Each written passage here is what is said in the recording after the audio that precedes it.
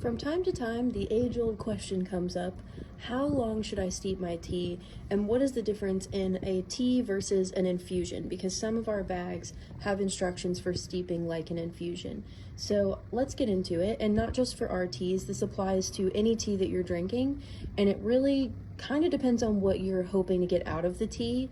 We have a class coming up called Potions 101 where we're really getting into this topic of solubility, steep time, the best menstruum to steep your herbs in for maximum efficacy. I hate that word.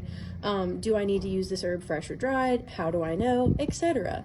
But simply put for today, looking at our teas, we have Rest in Peace and Brain Fog right here. And these can do a smaller steep because they have very fragrant herbs. That's one of the things that's an indicator, is if an herb is full of volatile or essential oils and you steep it for too long, it's going to get bitter. So these don't need as much of a steep.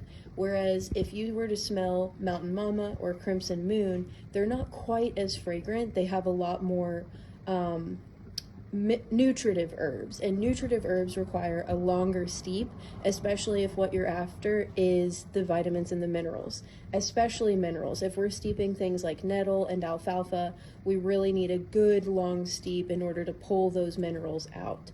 They need slow and low, so a good bit of heat for a long time. So what I like to do is let my Mountain Mamba steep overnight. I'll use like a French press so the herbs are loose in the jar. I'll pour my hot water, I'll let it steep overnight and strain it in the morning. You don't have to do this with Crimson Moon. It's got a good mixture of nutritive herbs and some that don't require as long of a steep. But if you want to get the most out of it, I would also steep it that way. This does change the flavor of teas. It gives them a sort of chalky mineraliness to them.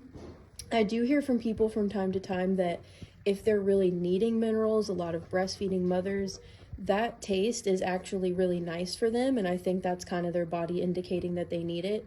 But if that's not a desirable taste to you, what you can do is take these teas after you've let them steep 4 hours or maybe overnight, a really long time, and keep it in the fridge and then flavor it. Add a splash of juice, add a little lemon and honey. Something that I like to do with less flavorful herbs is kind of turn them into a lemonade, especially as the weather gets warmer. So add your sweetener of choice, add a decent bit of lemon juice, and make it taste like a nice, yummy, cold, delicious lemonade.